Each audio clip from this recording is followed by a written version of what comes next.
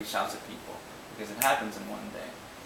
So the idea is that maybe the press gets on the same day and creates that buzz.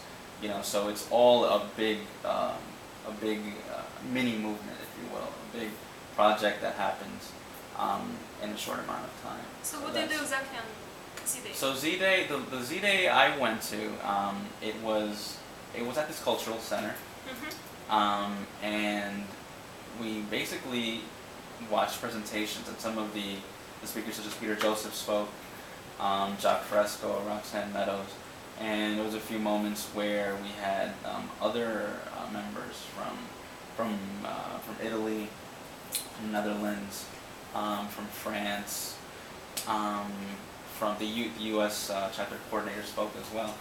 So it's basically just a gathering, and it's a big gathering, and we basically share information, either information that some of us know already, that's catering to people who are new to the movement, and also new information.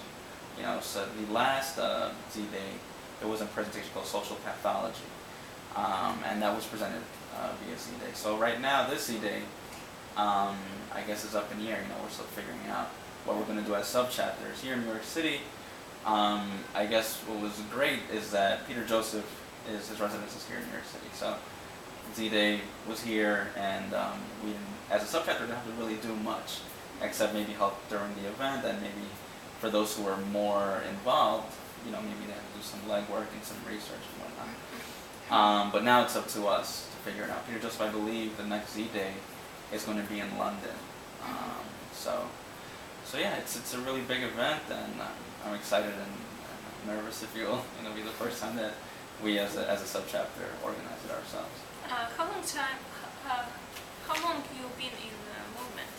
I've been around, I would say maybe like a little over a year, actually. Yeah.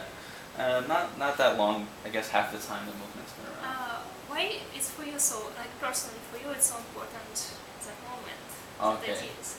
So the movement, which movement? I mean, Zeitgeist. Okay, what is it why I find it so important? Yes. Well, so I saw the movie, Zeitgeist Addendum.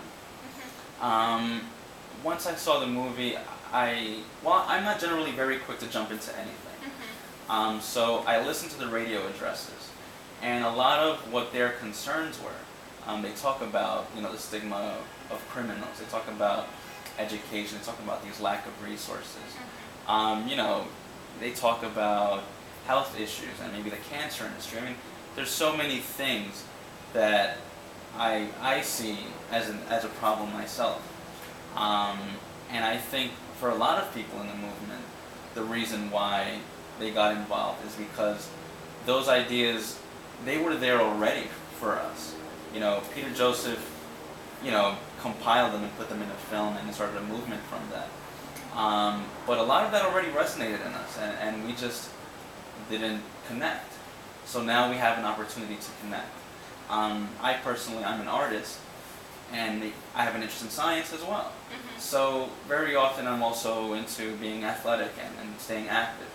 So being interested in a variety of things, very often in a society where you're conditioned to specialize in, is not really a good thing.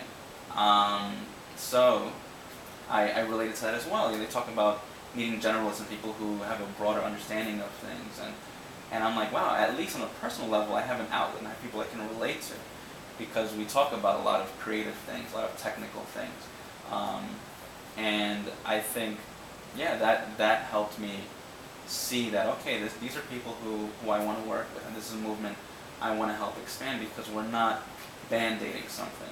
We're not just talking about, oh, let's solve one problem. Let's raise funds for this one problem.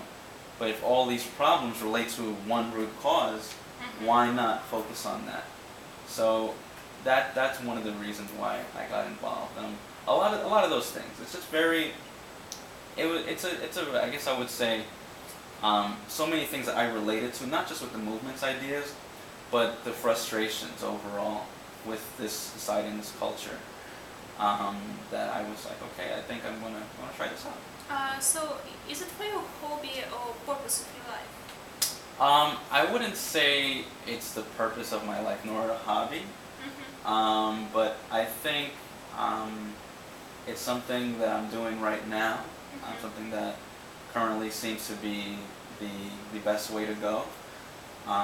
Maybe in the future it will be the quote unquote, I wouldn't say purpose of my life, because you care also about family, and that's, that's not Zeitgeist movement, or you might have pets or plants and whatever other interests that aren't directly related to the Zeitgeist movement that are your concerns. So I wouldn't want to be caught up in the same type of tunnel vision that we're conditioned to here in this society with the Zeitgeist movement. As good as the ideals are, I still want to keep a very broad interest. I still want to do my art.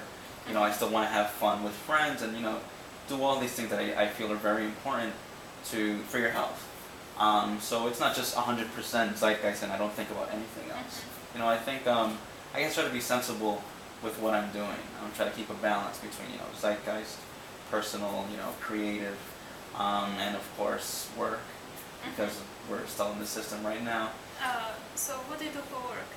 Ironically, I work at an economic development organization. So things that I really I don't believe in. At one point I did. I see the whole thing about how small business is the backbone of the country and all that stuff, and I was at one point really excited to be there, and I still really love the people I work with. It's a broad, I guess, people from different backgrounds that I work with, and I still really appreciate that. But so yeah, I work in an organization that they basically talk and they push economic development, predominantly small businesses. So the position I have there is the outreach and office manager. So I do a lot of the small clerical stuff. I do a lot of the office maintenance. I also do a lot of the marketing. If